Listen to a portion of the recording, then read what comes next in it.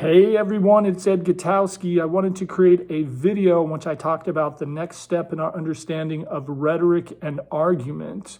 So I've really enjoyed the discussion pieces, great discussion boards on rhetoric and argument. Our class overwhelmingly likes to use the word persuade as part of their definition of rhetoric.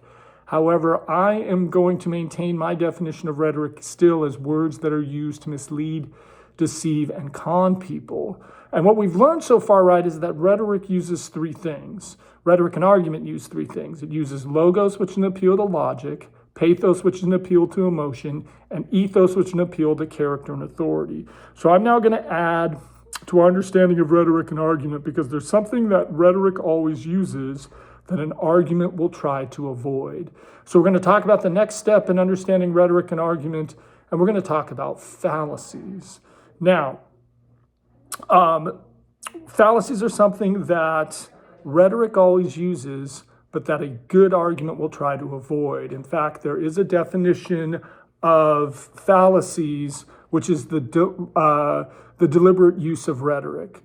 So if I was in a ground class, I would ask my students to define the word fallacy. I'd write it on the board, and I'd ask students to say, what do they think the word fallacy means? And again, I always like it when students come up with their own definitions, because sometimes they are just the best. Sometimes they're super creative. So, sometimes students will look at the word or see the word fallacy and they'll say something false. And sometimes students will say something that is fake, something that is phony, right? And so I have a different definition of fallacies. I define fallacies as false logic. But I love all three of those definitions, right? A fallacy is something that is fake, something that is false. I like it as defining it as false logic, because then if you think about it, if you go out in the real world and you come across and you accept my definition of rhetoric, and you accept my definition of rhetoric as words that are used to mislead, deceive, and con people, and then you catch them using a fallacy, saying something that's false, saying something that's fake, saying something that's phony or false logic, what happens is you start to critically think, and that rhetoric's going to have an impact on you. So in our St. Martin's Handbook, you're going to notice on page 150, there's going to be a list of fallacies. I believe we have 15 fallacies in our St. Martin's Handbook. And I think it's important to kind of play around and examine some of these fallacies, because some of the fallacies are really easy to understand. Some are stupid, and then there are some fallacies that are somewhat challenging. So if we look at some of the fallacies on page 150 in the St. Martin's Handbook, one of the fallacies that I like is the ad hominem. And an ad hominem is when you attack a person's character rather than addressing the issue. So an ad hominem is an attack on a person's character rather than addressing the issue. So always imagine that there is a student in our class that you meet, and he says, hey, don't take Professor Gutowski, he's just like Hitler. Don't take Professor Gutowski, he's just like Saddam Hussein. Don't take Professor Gutowski, he's a real son of a bitch. Well, notice that student used a fallacy. He attacked my character rather than addressing an issue. Notice he compared me to Hitler, he compared me to Saddam Hussein, and he went so far as to call me a son of a bitch. He didn't address an issue. Don't take Professor Gutowski's online class because it's boring. Don't take Professor Gutowski's online class because he doesn't get work on time. Don't take Professor Gutowski's online class because he doesn't always respond to emails. Rather than addressing an issue, he attacked my character.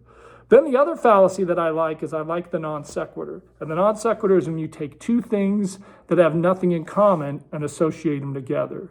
You take two things that have nothing in common and you associate them together. So imagine that another student in my class says, hey, don't take Professor Gutowski's online class. It's just like being at Auschwitz. Don't take Professor Gutowski's class. It's like being at Dachau. Don't take Professor Gutowski's class because it's like the Holocaust. Notice what that student did was they compared two things that have nothing in common, the Holocaust and my class. Because no matter what you think of our online class, it's never going to be like a concentration camp.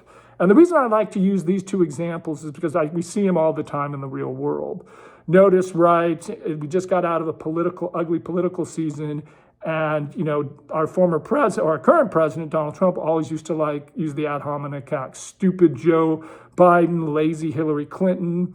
I always remember, when George W. Bush was running for president, they said, don't vote for George W. Bush. He's stupid, he's clumsy, he's lazy, he's from Texas. Well, notice all those examples attack a person's character. They don't address an issue. Notice they don't address the fact that maybe George W. Bush wants to cut taxes. Notice if you call Hillary Clinton lazy and stupid, it doesn't deal with an issue like maybe she wants to expand health care. So rather than addressing an issue, they attack a person's character. And notice the non sequitur, when you join two things that have nothing in common. Notice PETA with the ethical treatment of animals uses it all the time, right? We'll see that, we'll see images of animals, they're in terrible conditions. We'll see cows, chickens in terrible conditions. And don't get me wrong, it's completely heartbreaking. There's your pathos. But then they'll say, this is exactly like a concentration camp.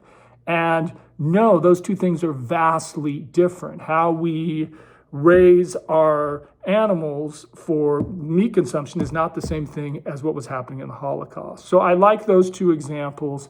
Then the third example I always like is the bandwagon. And the bandwagon is really easy. What do you imagine? The bandwagon is everyone else is doing it, why aren't you? Everyone else is taking Professor Gutowski's online class, why aren't you?